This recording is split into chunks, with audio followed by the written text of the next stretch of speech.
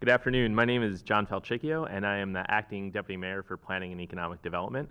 I'm joined at the table today by Christy Whitfield, the Director of the Department of Small and Local Business Development, Anna Smith, the Executive Director of the Workforce Investment Council, and Sabangalay Cook, the Director of Business Development in the Deputy Mayor for Planning and Economic Development office. We also are joined on the screen today by Jeff Finkle, who is the President and CEO of the International Economic Development Council. So we want to walk you through a couple of slides today. If you are listening on the phone, we'll have this up on the coronavirus.dc.gov website, and we'll also are streaming this on Facebook and Twitter on @Mayor Bowser. So if you want to join us there, that's where you can see the deck that we're going to walk through this afternoon. And so the District Economic Recovery Team established by Mayor Bowser is a cross-agency team led and housed in our agency, the Office of the Deputy Mayor for Planning and Economic Development.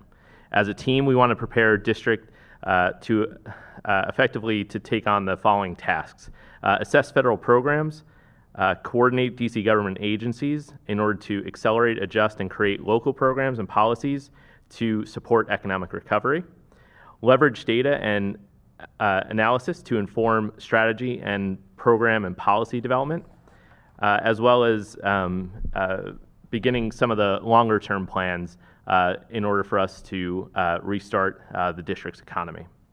And so we've begun to identify existing programs, policies, and resources across the district, federal, and private platforms to collaborate on both recovery and preliminary conversations on reopening. So this crisis has created a challenge and opportunity for us to rebuild the district and rise stronger and even more as an equitable city than before. Our 4 mission areas reflect how we're engaging the community in order to do so. So we want to look at these 4 key areas. They include federal funding and federal programs. This will be critical to our economic recovery. We know we can't do this alone, so we want to highlight the federal funding opportunities that our small businesses and employers can access in order to get the recovery started.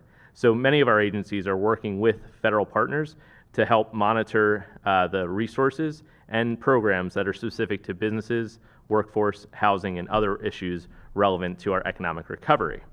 We also have a good deal of work to do on strategy and programs, where we'll create the criteria for a living framework to guide our economic recovery efforts. One of the other pegs that you'll see on our slide deck is engagement. Our strategy must be informed by others. None of us have encountered a pandemic before, and it's critical that we both understand our stakeholders in forums like this and leverage their perspective and ideas as well. And then economic intelligence. So we're going to use existing data, identify new sources of data, and leverage external data analysis and partners in order to provide pathways for recovery that will inform both our decision-making and our strategy in the near and over time. So what I want to do next is invite one of our guests, or our guest speaker for today, to inform us about some of the best practices that small businesses can undertake in order to get through this trying time. So Jeff Finkle is currently the President and CEO of the International Economic Development Council, also known as IEDC. Today, IEDC is the world's largest economic development membership organization and is renowned for its leadership in professionalizing and diversifying the field of economic development. Jeff previously served as a Deputy Assistant Secretary in the Department of Housing and Urban Development. He's received numerous awards for his commitment to making sustainable economic development a priority in communities of all sizes. He's a longtime leader in community service and philanthropy, and in 2005, he organized 250 economic development volunteers to work in the Gulf Coast communities, endeavoring to recover from Hurricane Katrina. He's a frequent lecturer and author of numerous articles, and he's appeared on CBS Sunday Morning, Fox Television, and the Journal Report on PBS. And so, Jeff, I'll turn it over to you, and I know you've got some slides to walk us through today. Thank you very much. I appreciate you noting the things that we have done in the past. And of particular relevance to my comments today is the work we did in 2005 when we started recruiting volunteers to go to the Gulf Coast after Hurricane Katrina hit both Louisiana, Mississippi, and a part of Alabama. What we are experiencing now is 50 hurricanes hitting the United States all at once. And we could probably say more than that because it also hit the district, Puerto Rico, Virgin Islands, Northern Marianas, and whatever other long districts, territories the United States holds. It has done a significant amount of economic devastation to our economies. And as a result, economic developers will be part of the recovery of our economy as we go forward. The International Economic Development Council is, in fact, the membership group for our city, county, and state economic development officials and their partners, such as utilities, lenders, that work on creating, retaining, expanding jobs, and developing tax bases in their communities. For those that are interested in our work around economic recovery, and particularly how communities can think about recovery in this coronavirus landscape that we're in, I would encourage you to go to a website called RestoreYourEconomy.org. RestoreYourEconomy.org. And we will have a number of recent webinars, upcoming webinars, and a lot of information on what communities across the country are doing to try to think through how to restore their economies. As I was sitting here getting ready for this presentation today, it occurred to me that I've been coming to work to the District of Columbia almost every day since 1981. I've seen the Willard Hotel not open. I've seen Pennsylvania Avenue when it was not successful as a street where a lot of business was done. But I've never seen the city in the situation that it's in today, where many businesses are not open. People are not coming to the city or going elsewhere within the city to go to work. It is a difficult time not only for the district, but you multiply that across the United States. As I indicated a minute ago, we have had a webinar series, and as I was talking to the district staff about what they wanted me to visit about today, they wanted me to talk about maybe one of the presentations that Richard Florida, who's a well-known urbanist and award-winning author, spoke to us a couple of weeks ago. And he had 10 things that he thought were necessary for recovery. Before I go into those 10 things, though, I have one thing that I think is of paramount importance at this particular point, that every community needs to own, needs to execute on a level that is beyond excellence, and that is the whole testing, tracing, and quarantining of people that have the coronavirus, COVID-19. We will not be able to successfully go back to work until and unless we know that our interactions with others can be somewhat without doubt that we will get sick by sitting in a restaurant, going to a conference, sitting in a hotel lobby, speaking at a conference, meeting with other leaders, going to Capitol Hill or City Hall. Jeff, I'm sorry to interrupt you. Can we actually, we're going to come back to you in one moment. We're having a little technical glitch. So what I'm going to do is I'm going to turn to Sabangale and ask her to give an update on the microgrant program. And while we do that, we're going to get the sound a little bit better for those who are listening on the phone. and then we'll come back to Jeff to hear him out and hear the presentation on the 10 principles. So we'll turn it now to Sabangoy Cook to update. Sorry about that, Jeff, if you give us one moment. Thank you, Deputy Mayor. Good afternoon, everyone. So as we know, the Mayor and Council invested $25 million in a microgrant relief fund to support small businesses here in the district in this time of the COVID-19 experience that we're going through. We do know that we received over 7,000 applications in 16 different industry classes. And so at this time, that application has closed, and the team is diligently reviewing applications. And as we continue to do that, we are on pace to provide and begin doing notifications at the end of this month.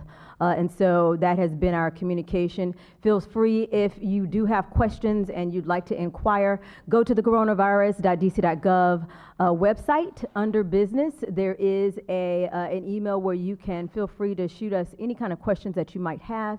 We are available to respond, but at this time, we currently plan to continue to do notifications and start those notifications at the end of this month. Thank you, Deputy Mayor. And it's going to take us a little bit more time to get the phone connection better with Jeffrey. So I'm going to turn over to Director Whitfield, who's going to walk us through a little bit about what the Department of Small and Local Business Development is doing as we look towards the recovery. Christy? Sure. Thank you, Deputy Mayor. So the Department of Small Local Business Development has had its hands full. As we know, that our small businesses are really one of the front lines on the facing the coronavirus. Our businesses are really out there every day suffering at the hands of this virus. And one of our activities has been working hand in hand with the Small Business Administration. Many of the callers are probably very interested in the status of the resources that are out there. Two of the biggest resources, the EDIL, the Economic Injury Disaster Loan, and the Paycheck Protection Program, have been in the news quite a bit lately. They were, almost the PPP is what's called, the Paycheck Protection Program, was almost immediately oversubscribed, and we are watching Congress constantly. I think we are looking at bipartisan support and very optimistic that there's going to be a second re-upping of this support. We're hopeful that we're going to be able to work with SBA for an additional tranche of funding for both of these programs to get these things restarted. We know these have been really great opportunities for the small business community to help, weather the storm. We know the Bowser administration was the first in the region to actually apply for disaster relief and to get our small businesses first in line for these resources. And so DSLBD is working, and if you are in line for these resources, stay in line and keep getting your paperwork and your things together. We do expect these loan resources to turn back on, as we say. So please don't stop if you were in process, and please, keep getting your paperwork together. Locally, though, there's a lot of activity that DSLBD has been very, very busy at. So in addition to that, to the help we're providing, supporting the SBA, we have been closing out the $800,000 in robust retail grants that the mayor and the deputy mayor were gracious to allow our agency to grant. That's been a little bit of a bridge as we've been waiting for some of the federal funds to come through. We also been working with our main streets across the city. Mayor Bowser has doubled the number of main streets in the region, and those main streets have been instrumental at the very local grassroots level, working in the commercial corridors to pivot their own programming and reprogram funds from what they were intending to do, and taking those funds and giving them directly in forms of small grants to the businesses in those corridors. DSLBD has also been hosting a series of stakeholder calls with businesses like this one, and then we are working with DMPED to host a series of different types of business recovery webinars to talk to the business community about what is going to happen when this pandemic, it is going to end one day, but as we get ready for the end of this pandemic, we want to make sure that people are getting themselves together. We're talking about things like How do you renegotiate your loan in a post-COVID-19 environment? What are the types of pivots that are necessary as you're looking at your business model? Because we know that our environments are changing, and some of those changes create opportunities. What are the great kinds of pivots that we're seeing right now? What are the types of pivots that we are maybe anticipating? What are the types of help you might need? Some of these changes might be tools that are kind of awkward to talk about, but we will be getting experts that help people access to resources like, is bankruptcy a tool that I might need to look at as I am repositioning myself for the next phase of my business? So we'll be having a calendar of events that people can just log on to and hopefully watch and get those types of resources.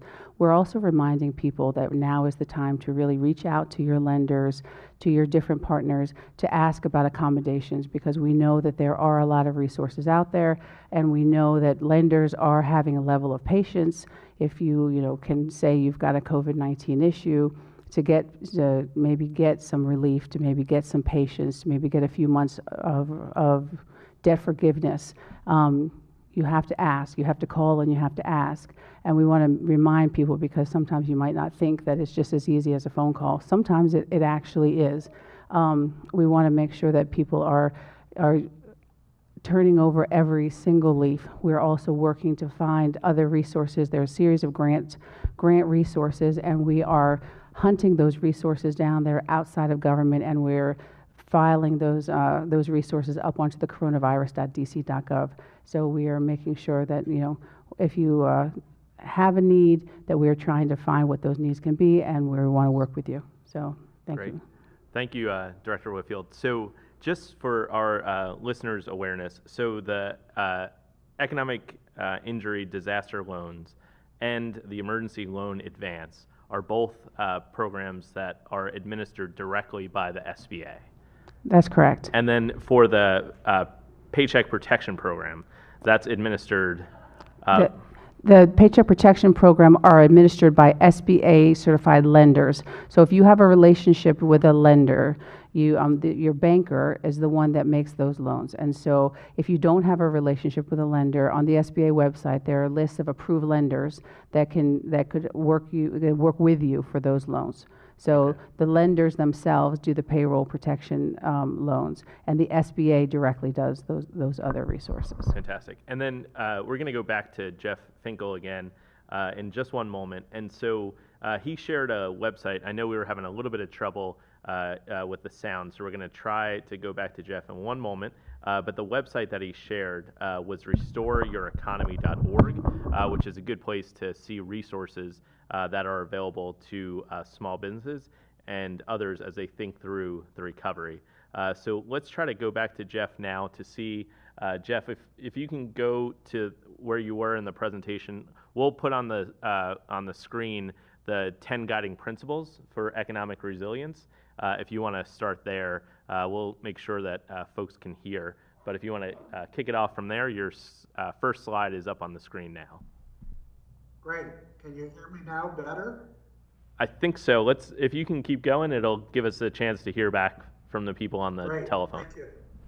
So as I indicated before, these 10 principles were provided to us by Richard Florida, a professor, urban expert, and a well-known author. And a couple of weeks ago, he spoke to about 1,300 of our members. And he went through, and his key points were, now is the time to collaborate, not compete. The district is not in competition with Maryland. It's not in competition with Virginia. It's not in competition with any of the surrounding communities or counties. We're all in competition against a virus. It's a time that we should be thinking about how do we collaborate, and particularly a collaboration around health, around testing, and to make sure that our businesses will thrive.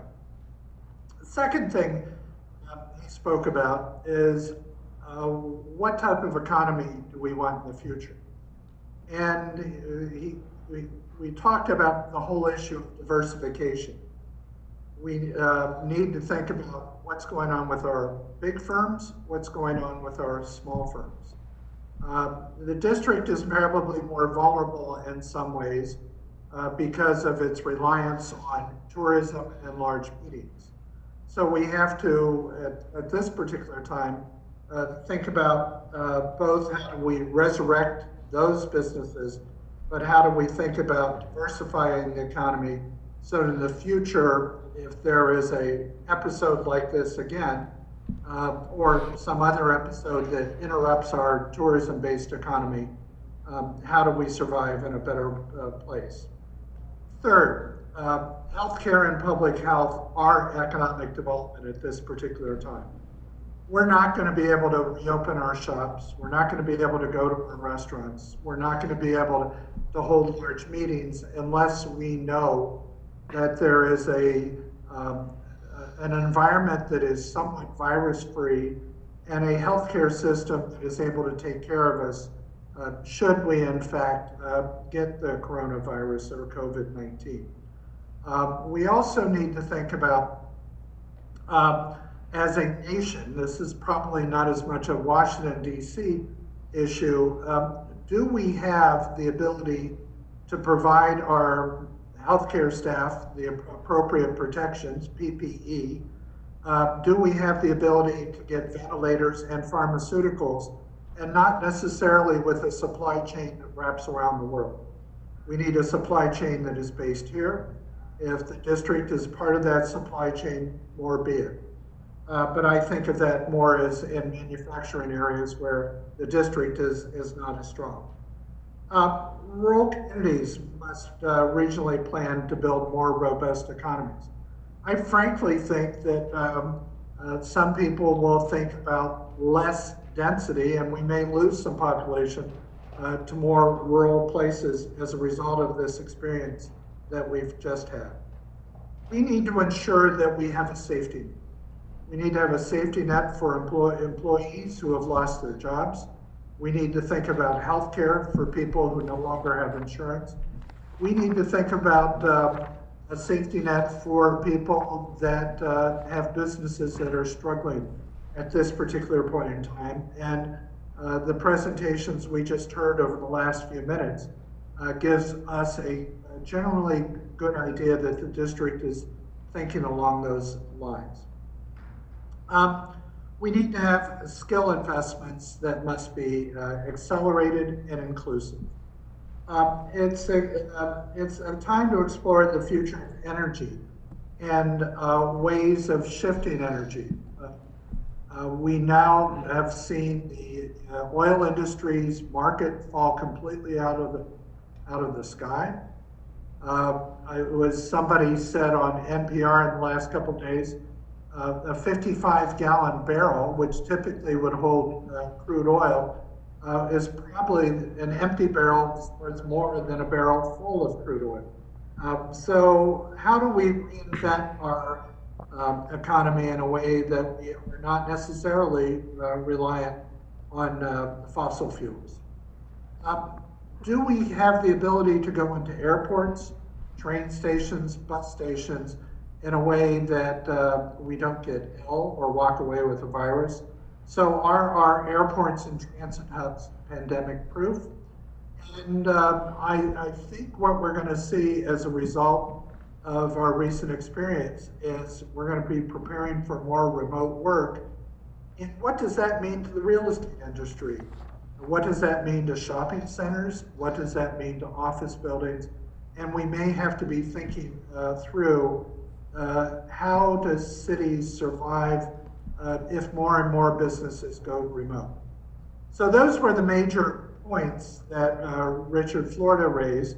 And as during the time when you didn't hear me also well, I said one of the most important things for the district to be thinking about, other than useful ways to spend some of the federal money that is coming through, it is also how do we test, trace, and quarantine people that have the coronavirus so that we can get back to an economy, that we can get back to a city where when just going to work or getting on the metro doesn't necessarily get us sick and either send us home for 2 weeks or to the hospital with something more serious.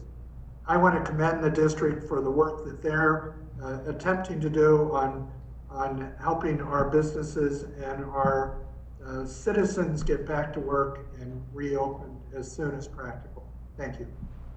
Great.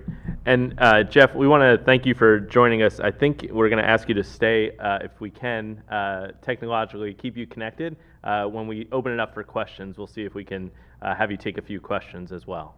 But thank you for that national and international perspective. And one of the things you talked about was skill investment must accelerate. And so that's a good segue to Anna Smith, the Executive Director of our Workforce Investment Council, to talk about some of the challenges we see ahead, but also those opportunities that we see as well. Absolutely. Thank you so much, Deputy Mayor, and thank you, Jeff, for that perfect tee-up. My name is Anna Smith, and I support the Mayor Bowser appointed Workforce Investment Council here in the District of Columbia.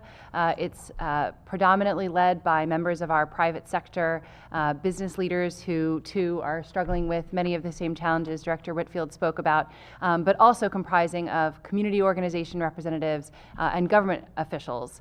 And the Workforce Council and my team and I are positioned to support not only the recovery efforts, but how we in government coordinate our efforts in response to this pandemic as we think about recovery and more immediately reopening.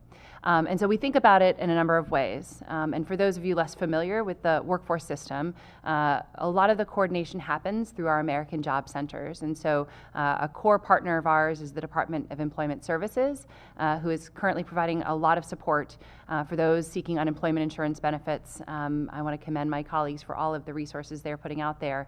But the workforce system also includes many other agencies that are also focused on providing training, career coaching, skills development, adult education across our human services, disability services, and adult education agencies. And so the Workforce Council and our board support the mayor and support our use of resources to ensure that the work that we are delivering is coordinated and aligned. And so that's why it's been a pleasure and an opportunity for us to bring our muscle and our team into the work of the Economic Recovery Team led by the Deputy Mayor. And a number of things that we are focused on, Jeff spoke to. And so we are, unlike many of our colleagues who are thinking about the financial impacts to residents and to businesses right this second, we are looking slightly more longer term as we think about what it will take to reopen businesses, what it will take to ensure that employers have the workforce that they need, and that our workers and our residents have access to the training and the skills in order to be able to enter back into the workforce. And so we think about it in a few buckets. First, how we serve workers. Most immediately and also in the longer term, we know that job seekers are going to need new and different ways of accessing training and skills development and support services.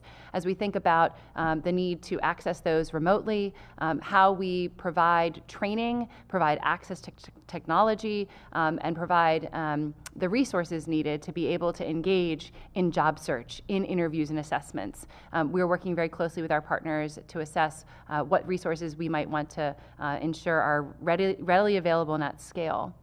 We also think about from the employer's perspective. Many employers are asking us about opportunities to learn how better to conduct those interviews, to connect with employees or future employees in this moment where we are all staying at home for ourselves and for others. And so what are the training or the resources or opportunities that the workforce system can deploy to support our employers? We're doing a bunch of analysis around that to make sure that we have those resources available day one and into the future. And overall, more comprehensively, we're thinking about what does the future of the workforce system look like? What are the industries that might need a big lift and widened, broadened pipelines of individuals, of workers in the short term, particularly as we think about healthcare and the importance of contact tracing, of health screening as we seek to reopen business? How do we ensure that we can match people who maybe have lost their jobs with the skills set to be readily trained to be able to take those positions that will also help us in our economic recovery. And so my team and I and the economic recovery team are conducting that analysis, working with our partners, and looking forward to thinking about what it will take to and how we will really prepare for massive workforce rehiring and make sure that our workers and employers have the supports that they need. Thank you, Anna. And as we all learn new skills, we're learning how to host a tele-town hall Yes, with we are. somebody remotely participating, as well as several hundred people on the phone, as well as folks viewing on social media. So what we're going to do now is we're going to turn towards well, we've got one more actual slide that we want to show you, which is slide number 18. And so if you have recommendations for the economic recovery, we want to hear from you. So if you go to coronavirus.dc.gov/recovery and you go into the business section, there is a form that you could fill out to send us those ideas that you have to aid us along in the recovery. And so if you go to that webpage, coronavirus.dc.gov, and look for the recovery page, you'll also find the deck from today's presentation posted there as well, in case you wanted to skim through that again.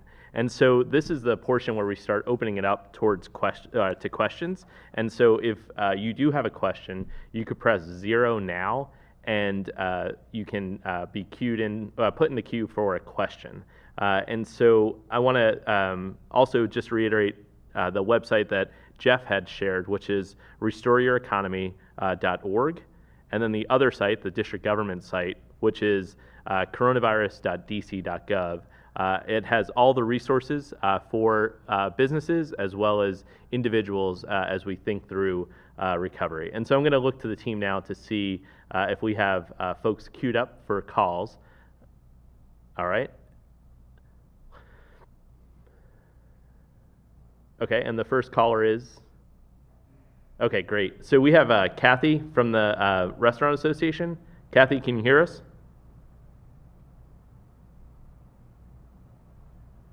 Kathy, your line should be open now.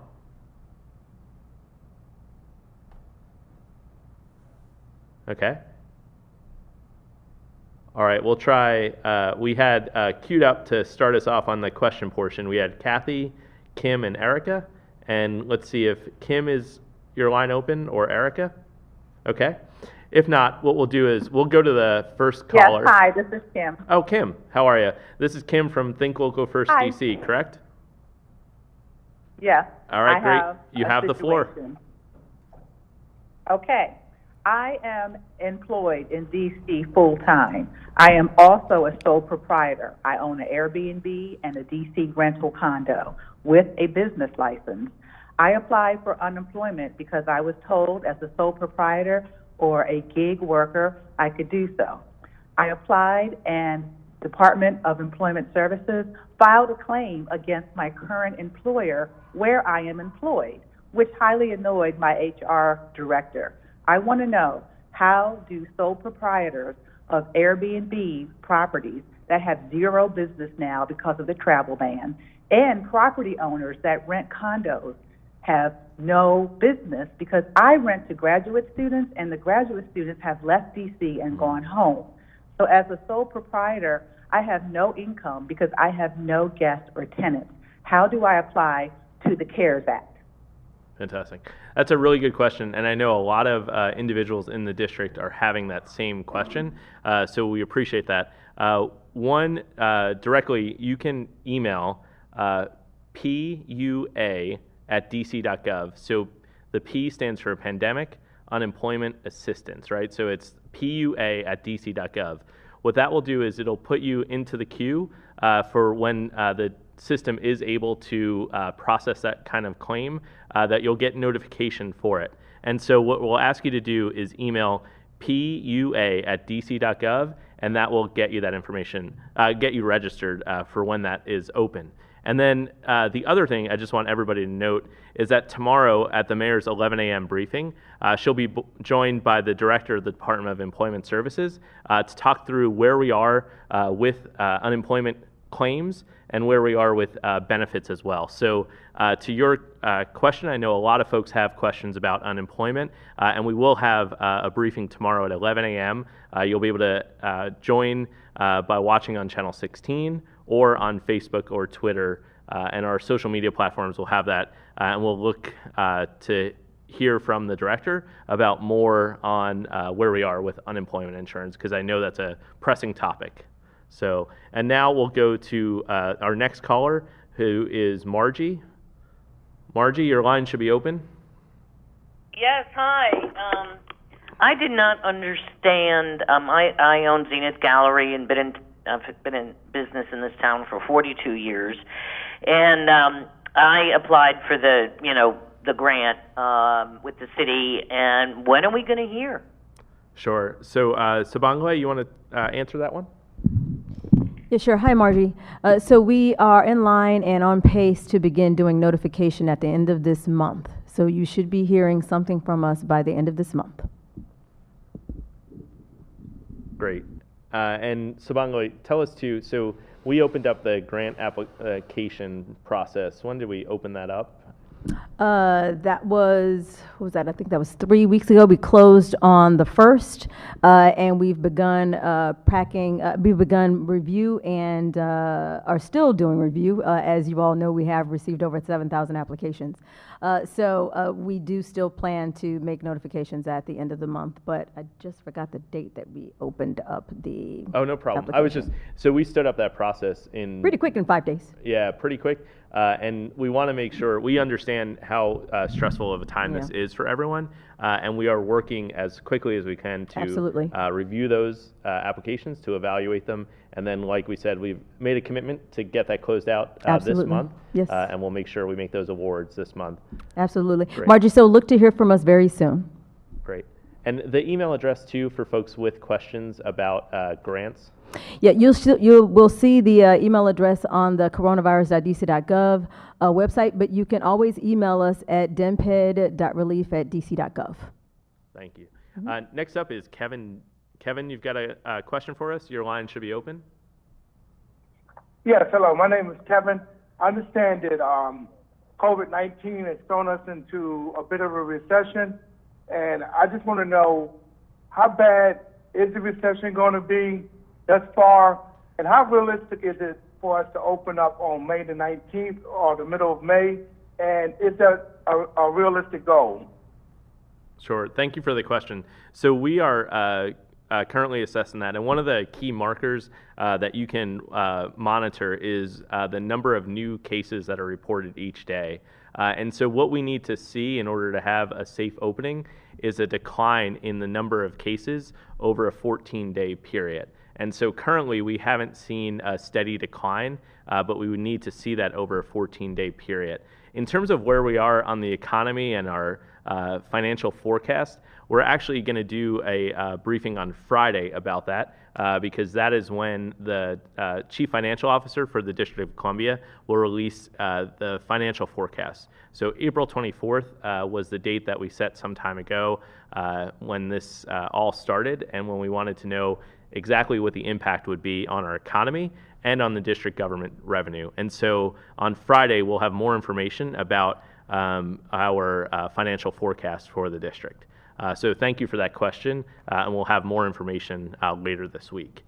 So we're now going to take our next caller, which is Tom. Tom, your line is open. Hi, this is Tom Goldstein. I'm with Cogent Law Group. We're in Ward 2. And we have a number of small business clients, like restaurant owners, nightclub owners. And my question is, what do you guys have planned? They're dealing with significant challenges right now of getting, having to pay their rent. But, above and beyond the immediate issue, when they reopen, it's likely they're going to have to reopen at only like partial capacity, probably because of social distancing. Like restaurants, they're talking about opening maybe, spacing out the tables more. As a practical matter, this means that their revenue, their rents are basically calculated on revenues they can generate per square foot, Well, they're only going to be able to generate maybe half the revenues per square foot because they're going to have half the occupancy. So my question is, what's the plan that the district has for a transition for, you know, retail businesses like restaurants, nightclubs, that, you know, are not going to be up full capacity? How do we deal with their challenges like rent without, you know, again, putting all the burden on the landlords? So what can you tell me about that? Sure. So I'm going to turn to Christy in a bit to just talk about some of the work that we do with the main streets and some of the outreach we've been doing to small businesses, so she could share some of the feedback. But definitely appreciate the feedback. And if you do have any recommendations for how we should approach this, definitely want you to go on to coronavirus.dc.gov and give us your feedback, because this is new to all of us. And so we do want to hear from the community as you deal with these issues every day, some of your best ideas about how to recover and how to open safely. But Christy, can you talk to us a little bit about what you've been hearing from the main streets and how they're planning for the eventual reopening?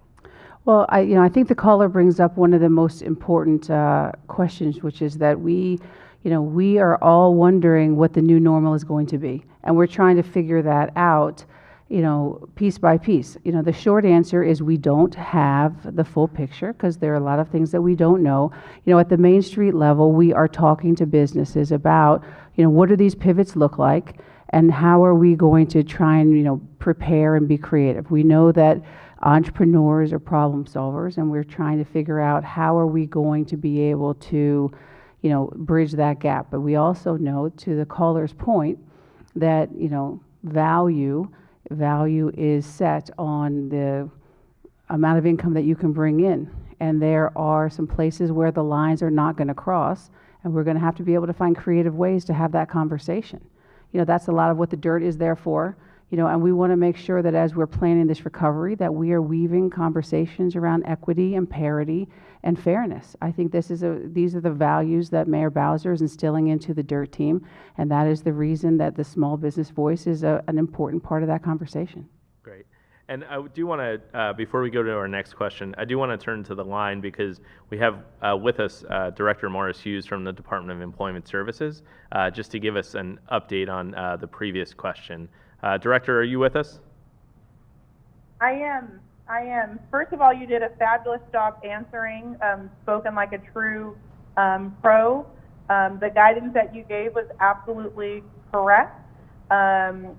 For questions or if you're interested in filing PUA, we do ask everyone to go to PUA@dc.gov. As a reminder, the Pandemic Unemployment Assistance Program is really an offshoot or derivative of the Unemployment Insurance Program, and it's meant to support individuals that may not be traditionally eligible and meet the eligibility criteria for UI. There is a plethora of information and a brand new guide on unemployment insurance filing and FAQs on the COVID-19.dc.gov website that individuals should look at as well. And I'm standing by to take any other specific UI questions that may come up. Great. And Director, just for everyone's awareness who's listening, on coronavirus.dc.gov/recovery, if you go to the individual section, that's where you'll find the new guide to unemployment insurance. So that's where it's posted. So again, it's on the coronavirus.dc.gov, the recovery section, but if you go to the recovery for individuals, that's where you'll find the guide that the director just alluded to. So next up is Joseph. Joseph, your line should be open. Hello, how you doing? Good, how are you? I'm doing pretty good. My question was, when we filled out the forms for the $25,000 grant from Washington, it had to be in like real early. Like the cutoff date was like 2 weeks ago or a week ago or something. And a lot of the information that I might have put on the form might not have been accurate. Now, when y'all review the application, are y'all giving the the business owner a chance to get his paperwork together to submit it properly. Okay. Spotlight? Yes, hi, it's Joseph. Joseph. Hi, Joseph. Thank you for your question. So yes, sir, as we are beginning our notification process, we will be reaching out to individuals for greater clarity if there are missing documents. And so you will be given an opportunity to provide documentation that could potentially be missing in order for us to make a determination. Great. So next up, we did find Erica from the DC Chamber. We have over 1,800 folks called into the line, and we know there are also folks watching on social media, so we want to thank everybody for joining. And Erica, your line should be open. Yes, thank you, Deputy Mayor. Can you hear me? Yes. Perfect. Just a couple of ideas to encourage economic growth and provide relief to businesses as you think through your recovery efforts. As you know, businesses pay tens of millions of dollars to the ballpark fee. And we were wondering if the administration could do an analysis on relaxing the ballpark fee for the rest of this calendar year. And that's one question. And then our second question is, you know, prior to the beginning of this public health emergency, the DC Universal Pay Leave Fund was near solvency levels and now has, you know, met the revenue estimates, you know, for the first year of benefits. So can the executive support relaxing those quarterly payroll payments for the rest of the year as well? And was there a third? I thought you said you had three. Is it three suggestions or those two? Just those two. Okay, fantastic. I'll save some more for later. Sure. Thank you, Erica. So definitely understand that that is something that folks have raised to us. And what we want you to do too is, as an organization that represents small business, to submit your ideas and recommendations at the recovery website as well. But what I'll say to that is, on the specific question, is that the mayor will present her budget to the council on May 12th. That's when we'll talk about where we are with the different revenue and expenditures. And so I wouldn't want to get ahead of the mayor on that. And so what I'll do is just put a pin in that question, and we'll know that we'll have more to say in the coming days, because we'll have the revenue forecast, the financial forecast on Friday. And then in the short period between that and May 12th, the mayor will present the budget to the council, and the council will then begin to review it. So I'd put a pin in that question for right now. It's a good one. I know it's on a lot of folks' minds, but for right now, I want to leave that one to the mayor to answer. But any suggestions, any recommendations can be submitted at the coronavirus.dc.gov site. So with that, I think we have next up Kathy Hollinger from the Restaurant Association. Kathy? Hi, John. Can you hear me? Yes, we can. Great. So I have a question and I have a comment, because I heard a couple people mention this. But my question is, as we are collecting data every few days as an organization from our community of restaurant operators, what is the kind of data or information that may be helpful as you are guiding efforts, considering additional relief, or considering what recovery may be going forward, what the year may be going forward, as we want to make sure that in that place where we are regularly collecting data, that it is data that you can use as well, and that is helpful based on anything you may need, or more specifically, insight from this industry. No, that's a great question, and I think the best way to do that is we'll make sure that you connect with Sharon Carney, who's coordinating the day-to-day operations of the district's economic recovery team. And what we'll do is we'll connect you with our economic intelligence unit so that you can make sure that you have a way to get some of that data into it. They look at all sorts of data sets, both that the government collects as well as data that are in public bodies of information. And if the association had some data for us to look at, I know the team would be anxious to see what you have. So that should be the best way to follow up on the question. And then you had a comment. Good. And then my comment was, as we are having conversations with other states, particularly neighboring states and some of our sister associations around the country, you know, there's been a lot of pressure to create these guidelines and protocols specific to our industry, and we are doing that, but it's a different subset. I mean, it's all in relation to the key indicators that the Department of Health, the CDC is identifying, and I just wanted to reinforce with others on the call who may be operators or representing small business operators that the guidelines that we are creating as an industry are going to absolutely only be consistent with what we are receiving in terms of guidance and indicators for reopening from health professionals, definitely here, but across the region and across the country. And also, as those phases are defined, it's very possible that for some restaurant operators, it may not make sense to jump to one phase, but rather remain in a current phase given their business model and the costs associated with reopening, which again is down the road, not clear when that would be. But it was really just to reinforce that point that nobody is really creating anything in silos. We want to make sure that we are only doing it as we work within the key indicators that are identified from those who are managing and informing guidance around the pandemic. Sure. And I may kick it over to Jeff in a moment just to get sort of how the international perspective or the national perspective on how associations and industries are kind of setting up their own guidelines. If Jeff has any insight into that, that would be helpful, because it seems like that's the approach of the Restaurant Association.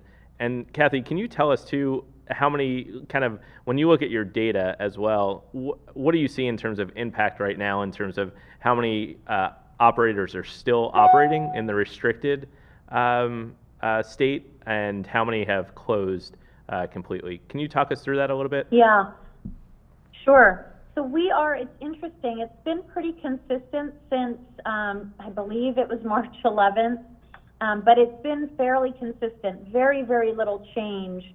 We are at about 38% of operators in the city, they have chosen to temporarily close, and 62% are open and offering takeout and delivery, of course, by mandate. And I will also state that of that 38% who have temporarily closed, of course, the intention is to fully reopen.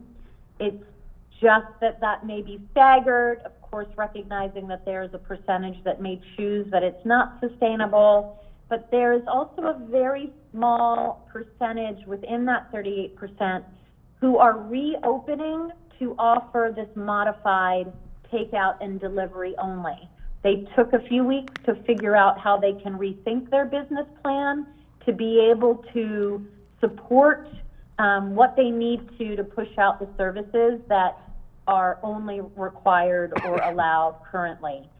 But consistently, it's been 38-62, and we're seeing a few that come online.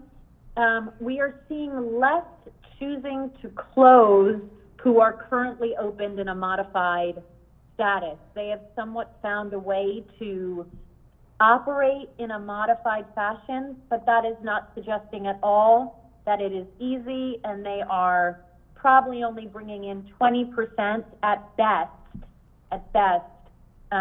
based on what they were bringing in, of course, a year ago today. Jeff, let's hear your reaction to that, and also the approach on setting up guidelines being industry driven. I was having a hard time hearing you. Can you repeat that, please? Sure. So Kathy Hollinger from the Restaurant Association was saying about 38% of their operators have temporarily closed. So they haven't. They've decided not to operate even on the grab and go or delivery model. And so what we were just wondering is, what do you see sort of nationally or internationally in terms of how businesses have adapted, and then also how industry has led in terms of how to reopen? So one of the things that we've spent the last week and a half trying to understand is how will businesses reopen? And the most recent things that we're adding to restoreyoureconomy.org is trying to provide by various clusters. What is it going to take to reopen or to get to some new normal? We have an example of a major manufacturer and what they are going to do. I think it's going to be particularly hard for the sit-down restaurant to open until we have a better handle on testing and tracing, like I was talking about before. I have not seen a model yet that shows us how we can reopen the sit-down restaurant in a way that's going to be successful. I'm sure we're going to try, and I'm sure we're going to learn a lot of things between now and September, but that's going to be one of those areas that's going to be problematic. The governor of Georgia has said that they are prepared to open up haircuttery operations almost immediately. That again is, we're getting into the distance that they tell us we should be apart.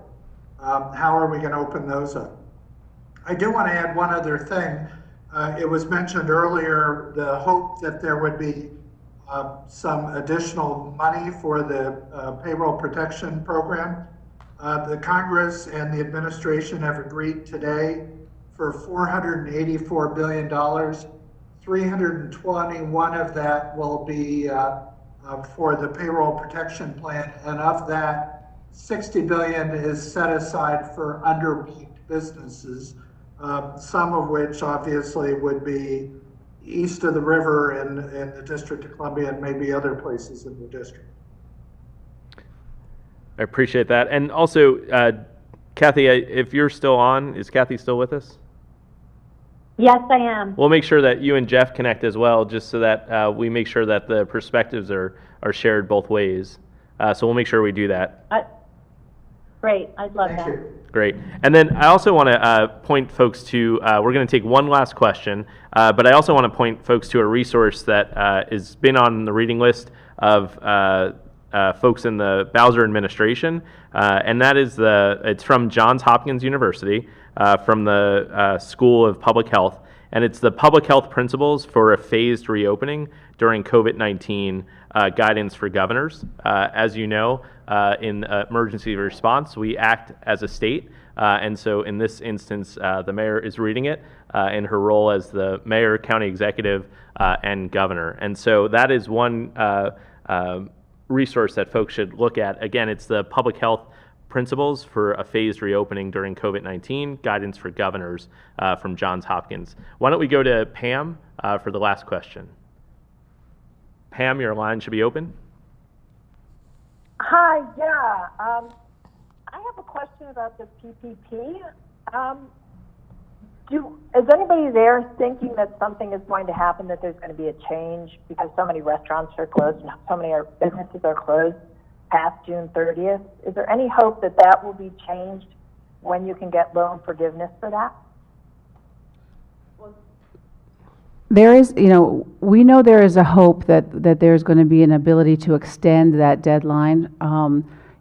I've had some discussions. We're talking with our partners at SBA about some of the challenges that the businesses are hearing with the PPP. We know we are echoing those challenges up to our partners at SBA, and those have been reflected, and we're hopeful that we're going to be able to see some flexibility with that. And Christy, can you speak to exactly what they're referring to, the June 30th? The June 30th deadline was the deadline by which the PPP requires that people rehire their employees. And so in a time when we have a stay-at-home order, then it's hard to say that you're going to be at even partial reopening. And then people have had a hesitancy to say, oh, I'm going to be certainly able to rehire all my employees by June 30th, when I'm not certain that I'll be back in the full swing of things, because even if we're all back at work by that time, we're not sure that the consumer confidence will be sort of bounced back at that point, and that we'll be operating at that level. And we are hearing from businesses that we need to be able to phase in at a level that will track to the phasing in of consumer confidence, and bringing in a whole bunch of employees on to be fully staffed. Then that is not reflective of the flow of business, is just not good business sense.